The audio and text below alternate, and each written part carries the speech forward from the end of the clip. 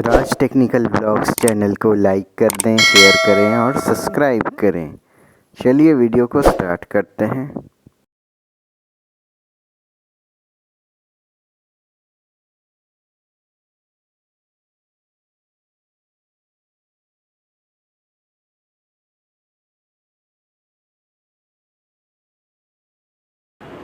Hello viewers, राज technical के एक और नए वीडियो में आपका स्वागत है।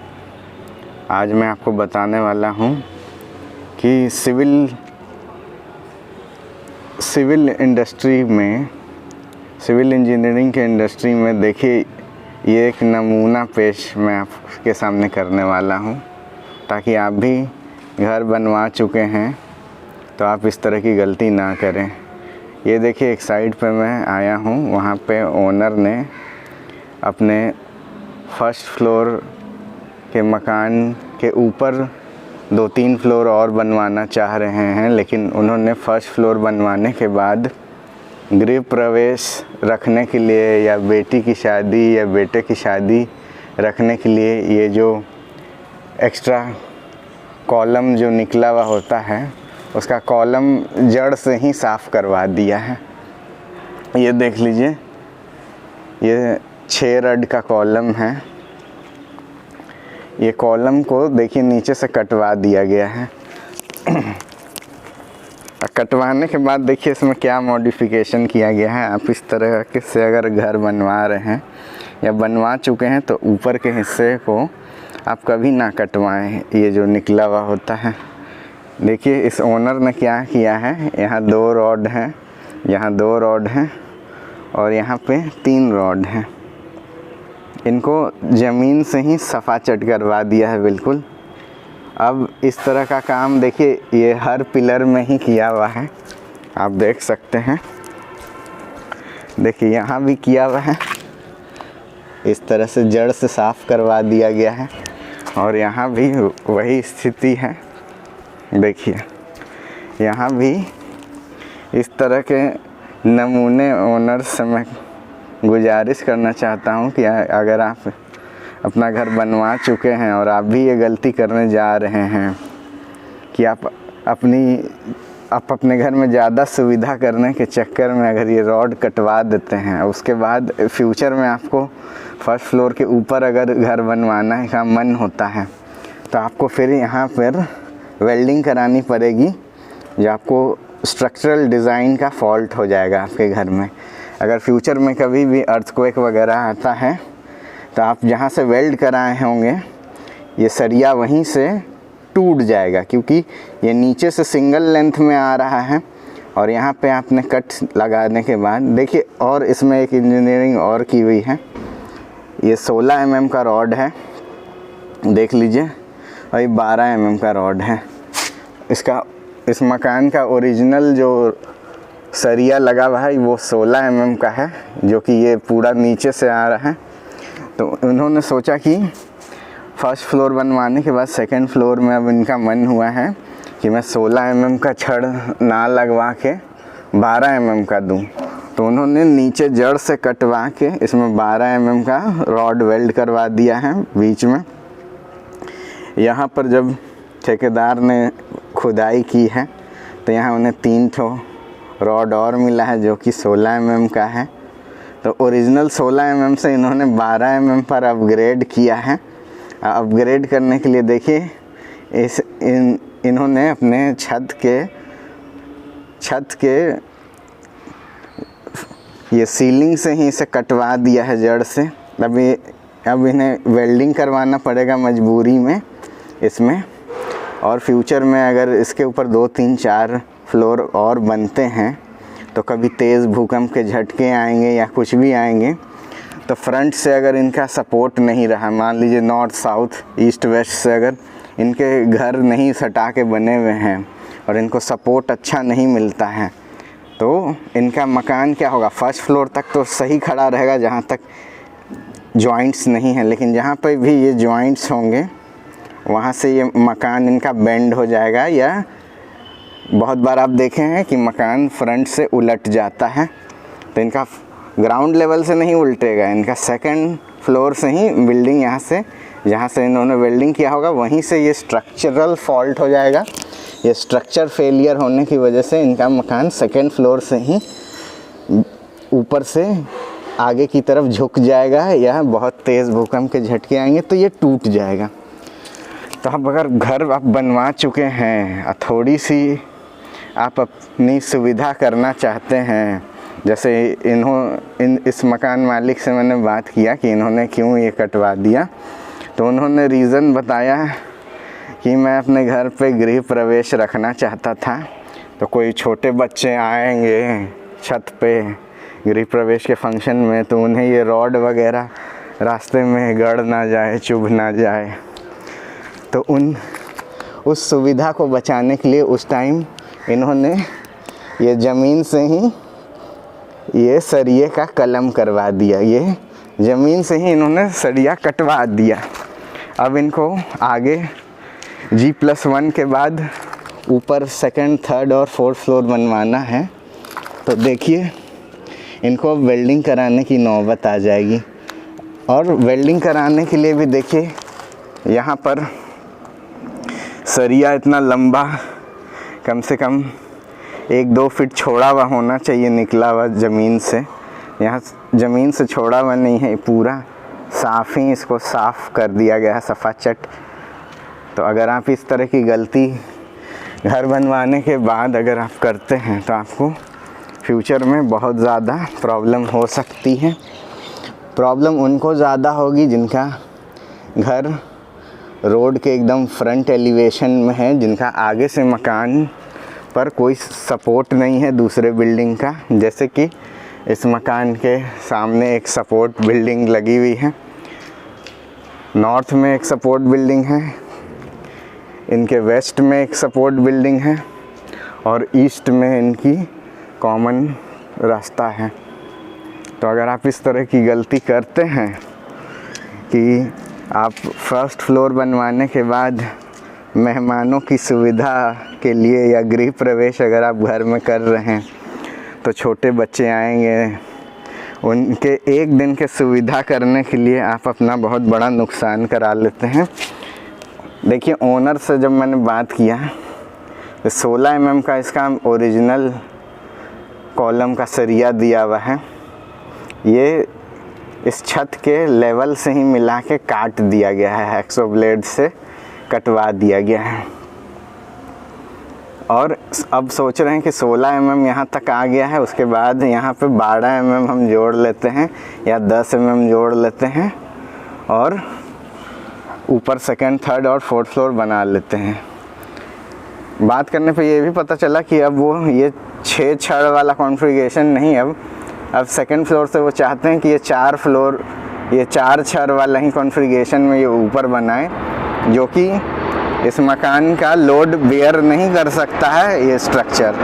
तो देखिए मैं आपको बताना चाहता हूँ इस वीडियो से कि इसी को डिज़ाइन फॉल्ट या स्ट्रक्चरल फेलियर भी कहते हैं। अगर इसके ऊपर अब आप वेल्डिंग करवा के सेकंड फ्लोर बनवाते हैं तो आप तो इस बिल्डिंग का सेकंड फ्लोर का पैर ही काट के आपने डैमेज कर दिया है।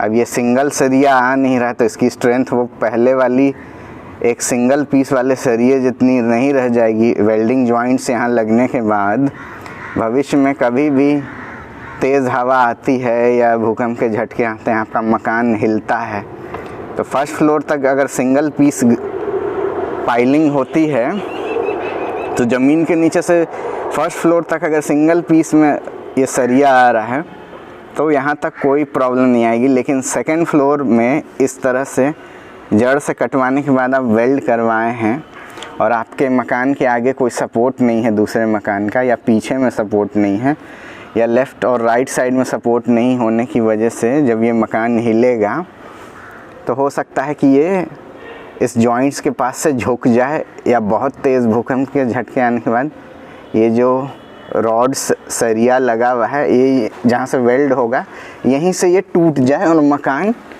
सेकंड फ्लोर से ही पूरा उलट के ज़मीन पे धड़ाशाही होके आपका गिर सकता है। वर्स्ट केस सिनेरियो में ऐसा कोई चाहेगा तो नहीं कि किसी के साथ हो, लेकिन देख लीजिए कि थोड़ी सी लापरवाही और सही जानकारी नहीं होने की वजह से इस ओनर ने ऐसी बचकानी हरकत कर ली अपने मकान के साथ। आपको बहुत कम ही लोग मिलेंगे जो गृह प्रवेश में मेहमानों की चिंता के लिए अपना रड कटवा देते हों।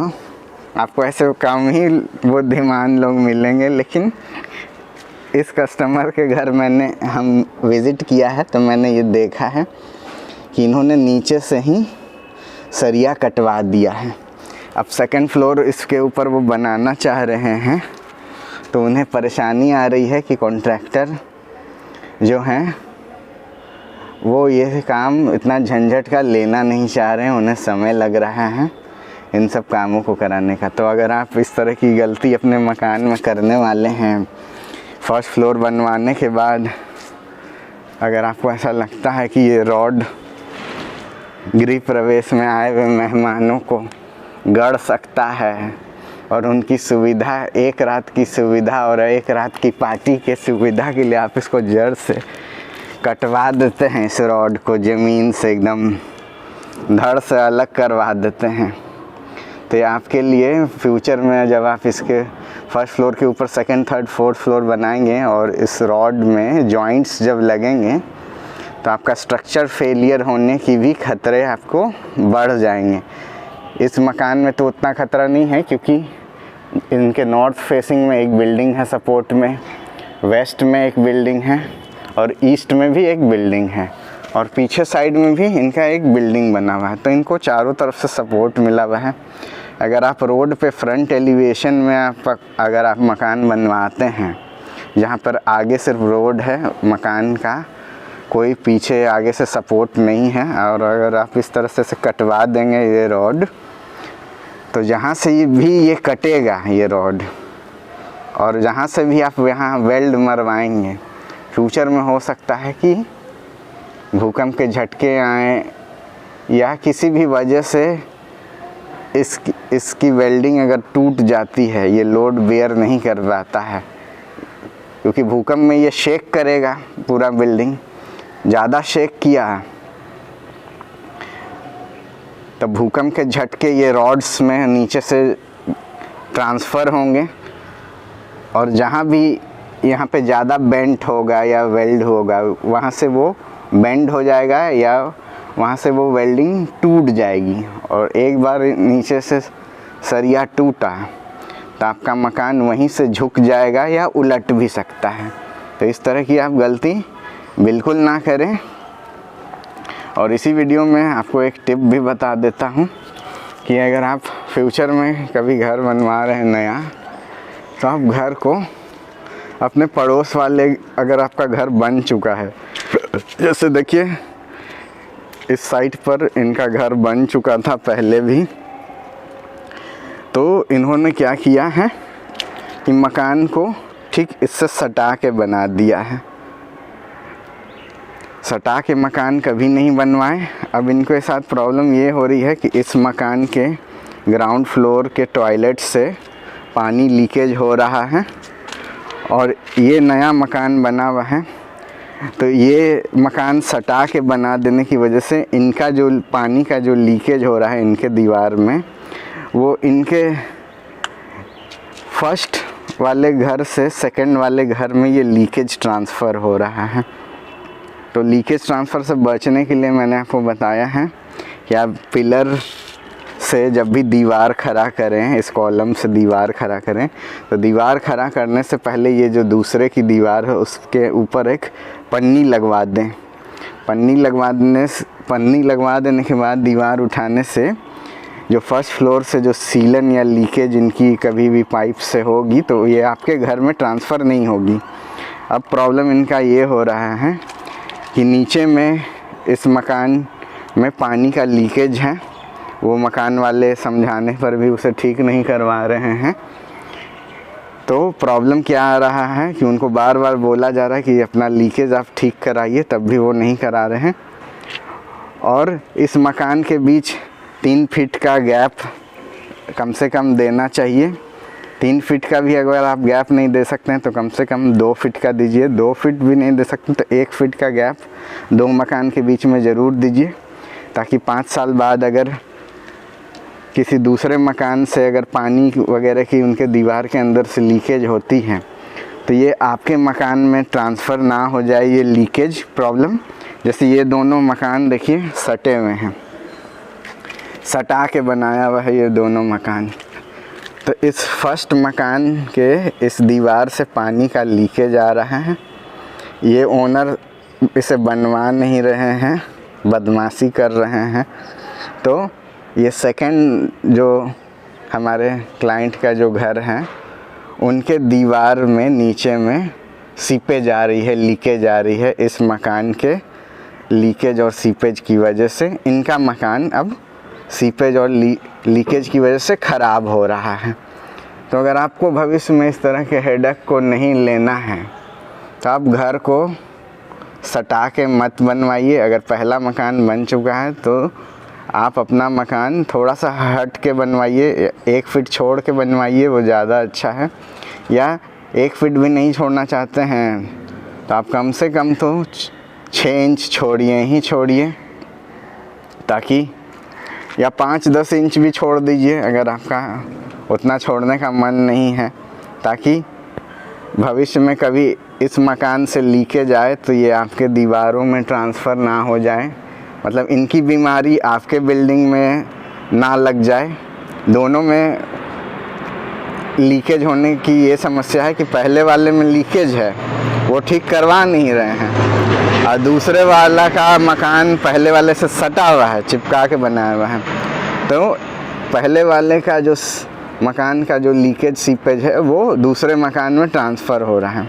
तो आपको बचने का ये भी टिप दे सकता हूँ कि घर को बिल्कुल सटा के ना बनाएं, कम से कम घर में इस बीच में आप गैपिंग ज़रूर रखें।